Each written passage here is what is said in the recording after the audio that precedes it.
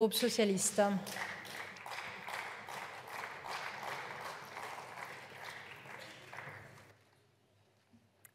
Madame la Présidente, Madame la Première ministre, Mesdames et Messieurs les ministres, Monsieur le Président de la Commission des Affaires étrangères, mes chers collègues, ce 3 octobre marque le 222e jour de l'agression russe en Ukraine.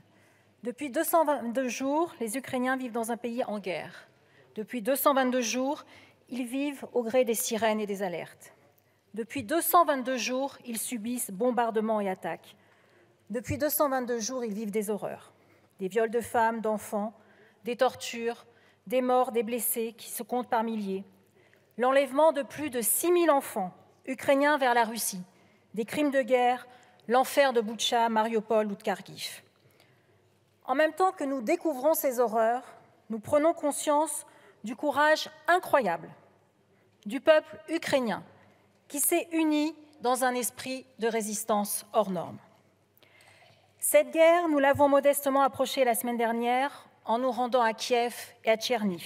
Tcherniv, ville de 300 000 habitants, attaquée dès le 24 février, pilonnée et bombardée pendant tout le mois de mars, mais qui s'est libérée le 4 avril dernier au prix de multiples souffrances. Aller dans un pays en guerre est une expérience qui marque. Par les situations de détresse, par les destructions que l'on voit, par les regards qui disent parfois beaucoup plus que des paroles, par les silences qui laissent entrevoir des horreurs qui dépassent l'entendement humain. Mes chers collègues, derrière l'Ukraine, ce sont les principes fondateurs de l'Europe, de l'Union européenne elle-même qui sont attaqués. Derrière l'Ukraine, avec le piétinement du mémorandum de Budapest de 1994, c'est l'ordre mondial qui est attaqué. Alors, mes chers collègues, comment ne pas voir que cette guerre est aussi la nôtre? Il me semble que la seule question qui se pose pour nous aujourd'hui serait celle-ci. La France en fait-elle assez pour soutenir l'Ukraine? Oui, la France est un soutien reconnu de nos amis ukrainiens, que ce soit pour la livraison d'armes, ça a été dit, notamment des canons César, que ce soit pour l'accueil de réfugiés, que ce soit pour le soutien financier, que ce soit pour l'influence décisive de notre pays, pour les sanctions décidées par l'Union européenne contre la Russie, ou encore pour le vote le 1er juillet qui a permis d'accorder à l'Ukraine le statut de pays candidat à l'Union européenne, que ce soit pour les missions de police scientifique qui visent à déterminer si des actes de torture ont été perpétrés. Mais depuis quelques jours, la situation évolue de manière décisive. D'un côté, nous voyons le recul de la ligne de front avec la reprise par les Ukrainiens de villes précédemment occupées par les Russes, comme Izium ou Liman.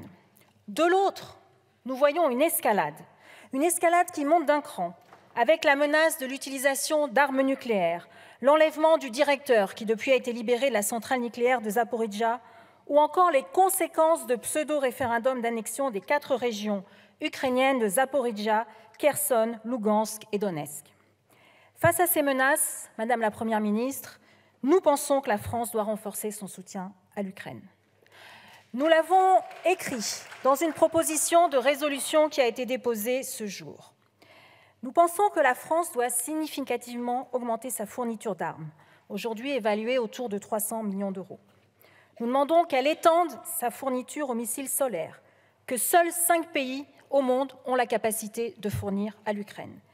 La livraison d'armes est aujourd'hui très majoritairement assurée par les États-Unis. Il faut que l'Europe monte au créneau beaucoup plus et prenne sa part.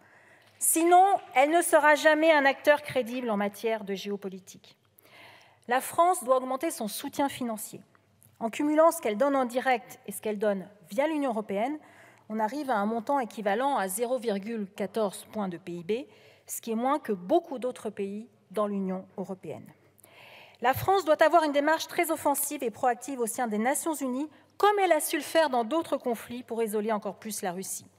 Elle doit être déterminée pour appliquer des sanctions exemplaires pour tous les acteurs, notamment les entreprises qui permettraient à la Russie de contourner les sanctions.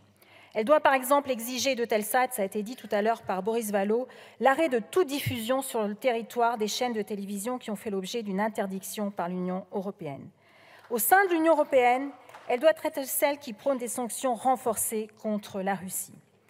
J'ai bien conscience que renforcer notre soutien à l'Ukraine constitue un effort. et c'est un effort pour toute notre nation.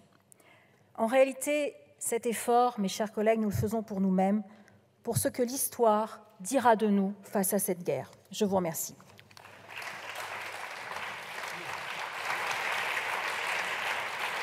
Merci beaucoup. La parole est à présent à Monsieur Hubert Julien Laferrière.